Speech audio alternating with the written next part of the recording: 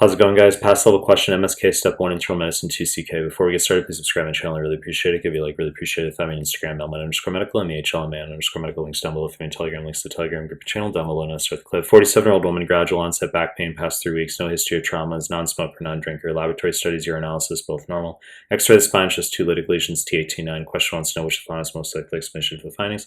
Let's just go backwards. Choice C, renal osteodystrophy, wrong fucking answer. Very broad term that refers to any bone problem due to renal failure. And on USMLE, this is basically always going to be osteomalacia in the setting of renal failure, decreased 1-alpha hydroxylase activity in the kidney despite the increased PTH that we have for secondary hyperparathyroidism. But the decreased 1-alpha hydroxylase activity in the kidney in the setting of renal failure means decreased conversion of inactive 25D3 into active 125D3. If we have decreased active 125D3, that means we have decreased conversion of unmineralized osteoid in the bone into mineralized hydroxyapatite, causing a more disarrayed bony architecture, which is osteomalacia, and that's what we call renal osteodystrophy. They can say there's a hip issue where there's pseudofractures seen on X-ray. Okay, pseudofracture is a buzzy term for vitamin D deficiency, osteomalacia. The decreased vitamin D, just tangentially active 125D3, means decreased calcium absorption in the small bowel, and that hypocalcemia that results is what actually causes the PTH to go up in the secondary hyperparathyroidism. It's a long fucking discussion. Point is, wrong fucking answer. Choice D, Pott disease, wrong fucking answer. Just refers to tuberculous spondylitis, tuberculosis of the spine. Okay, I don't think I've ever seen this assessed on the nbme exams. Okay, and if it is assessed on one question, the fact that it doesn't saliently come to the surface while I'm reflecting in the moment means it's fucking low yield, okay? Psoas abscess, in contrast, I've seen that on a 2CK form, okay? If they just say patient has disseminated TB, miliary TB, and there's some sort of hip muscular pain, fever, psoas abscess, okay? So you could be aware of that. Miliary TB also can cause adrenal insufficiency. It's a long discussion. We do talk about TB for 40 minutes. Point is, wrong fucking answer.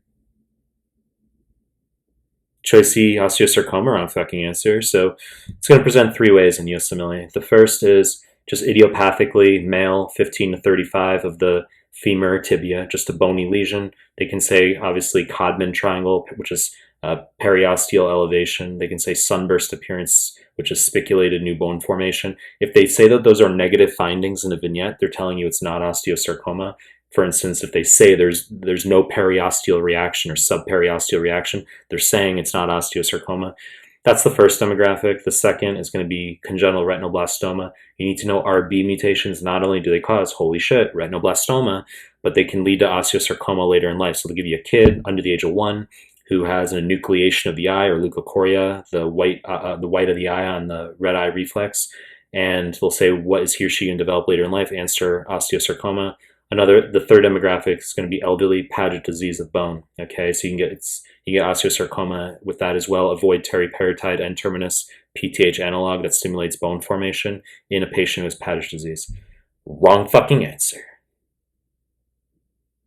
Choice B, metastatic ductal carcinoma of the breast, correct answer. Now, this is what USMLE is going to do. It's a diagnosis of exclusion when they do this, meaning we eliminate to get there. I'll talk about avascular necrosis quickly in a second, but we're eliminating to get there. They will give you a woman who's got no issues at all, and then there's some spinal lesions, maybe some lytic lesions. They can give you neurologic abnormalities, for example, Cauda-Equina syndrome. The answer is just breast cancer, just metastatic breast cancer. Student says, but there's no other information. How are we supposed to know that? It's just what they want. I mean, my speculation is that this must be how it often presents clinically if you're an oncologist, is that you get a patient who's been otherwise healthy and then holy shit, they all of a sudden have metastatic cancer. USMLE will do this for prostate and lung as well. They'll give you a dude who's 55 and they'll say he's got a couple blastic lesions to the spine. That makes it easy because prostate cancer is blastic when it metastasizes. Students will say, well, can't breast cancer be blastic as well? No, it's fucking wrong for USMLE, okay?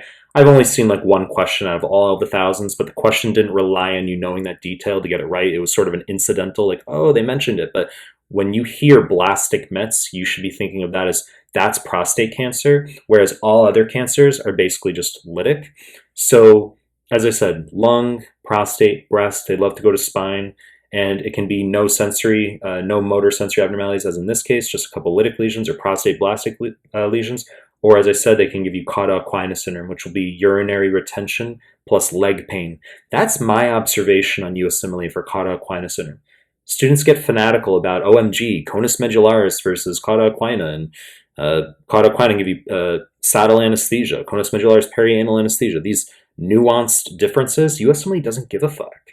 I would say on the 2CK forms, Cauda-Equina shows up like 6 different times, and it's basically just always increased post-void volume, urinary retention, plus leg pain in a patient who has cancer, generally.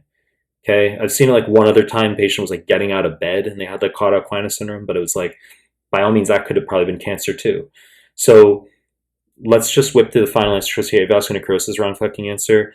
On USMLE, this is going to be a patient who either has chronic glucocorticoid use, okay, so Cushing's syndrome. Obviously, it could be endogenous Cushing's as well. You need to know glucocorticoids cause osteoporosis. They also cause avascular necrosis of the femoral head. The second cause that's high yield for USMLE is sickle cell. Okay, you get infarcts to microvasculature of the femoral head. There's others like pediatrics, like Kath-Perthes, idiopathic avascular necrosis of the femoral head, kid 5 to 8 years old with an ontologic gait, which means just a limp. Can also be weird things like Gaucher, okay, glucose cerebrosidase deficiency, but glucose cerebroside, one of the lysosomal storage diseases. Wrong fucking answer. You know the deal. I'm going to make more content. If you like my stuff, subscribe my channel.